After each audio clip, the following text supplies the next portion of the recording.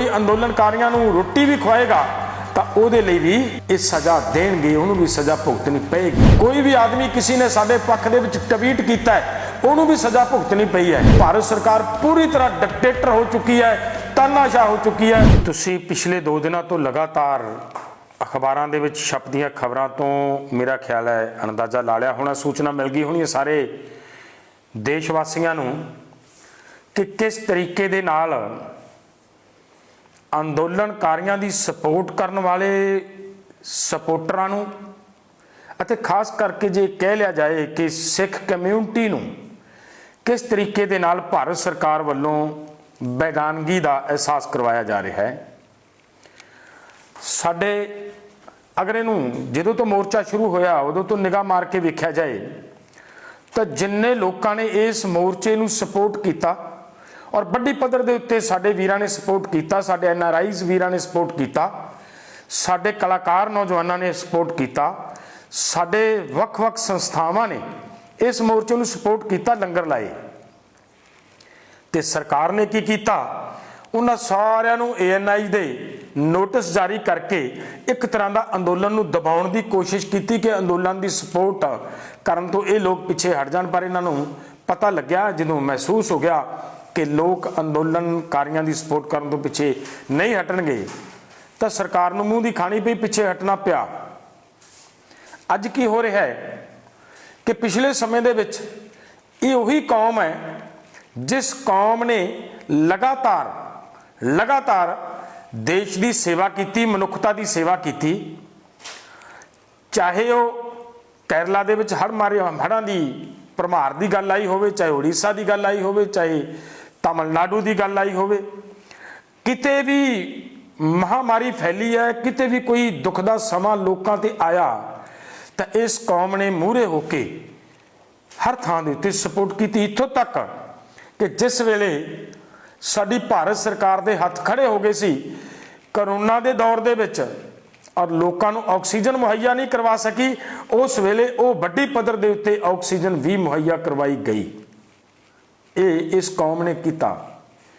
इन्हां कौमां दी, इस कौम की दरिया दिली का एक प्रूफ है कि इन्हां ने कोई नहीं वेख्या कि एक कौन है, हिंदू है, सिख है, मुस्लिम है, ईसाई है, कौन है, वो नहीं देखा।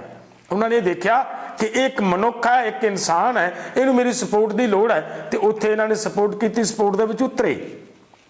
पर अज की हो रहा है, साडी सरकार वालों इस अंदोलन दे विच लगातार जिस दिन तो ये अंदोलन चल रहा है, सरदार दर्शन सिंह धालीवाल जी होरां वालों लगातार लंगर की सेवा की जा रही है, लगातार। और वो जो लंगर की सेवा की, कल्ले लंगर की सेवा नहीं की, बड़ी पद्धर दे उत्ते उत्थे लोकां लई शैल्टर होम बनाए, लोकां नूं वख-वख रहण दी व्यवस्था बनवा के दित्ती, ट्यूबवैल ला के दिते, पानी दे प्रबंध करके दिते।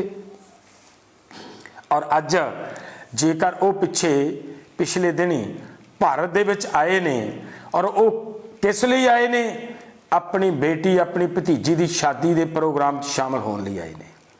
ते साडी सरकार की करती है, उन्होंने इत्थे अपने घर की खुशी के माहौल दे विच उस बेटी की शादी के मौके पर भी शामिल नहीं होने दे रही और इत्थों वापस मोड़े गए ने। और इदू वध होर घिनौनी हरकत कोई हो नहीं सकती जिड्डी घिनौनी हरकत भारत सरकार ने की है। मैं ये जे कहा कि भारत सरकार बिल्कुल नादरशाही फरमान जारी करने दे उत्ते या तानाशाह हो निबड़ी तो ये कोई दो रावां नहीं, बिल्कुल सच है। एक कर विखाया भारत सरकार ने कि जो भी कोई अंदोलनकारियों नूं रोटी भी खुआएगा तो उहदे लई भी ये सज़ा देणगे, उहनूं भी सज़ा भुगतनी पेगी।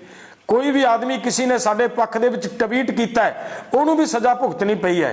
इत्थे ये हालात चल रहा है भारत सरकार दे विच। इहदा मतलब की निकलदा है कि भारत सरकार पूरी तरह डिक्टेटर हो चुकी है, तानाशाह हो चुकी है। पर भारत सरकार नूं मन लेना चाहिए है कि तुहाडे इस तानाशाह रवैये दे नाल, इस डिक्टेटरशिप दे नाल अंदोलन दबण वाला नहीं। जिन्ना भी तुसी इस अंदोलन नूं दबाउण दी कोशिश करोगे, जिन्ना भी साडे सपोर्टर्स नूं तुसी तकलीफ देण दी कोशिश करोगे, ये अंदोलन उतना ही प्रचंड होएगा, उतना ही मजबूत होएगा।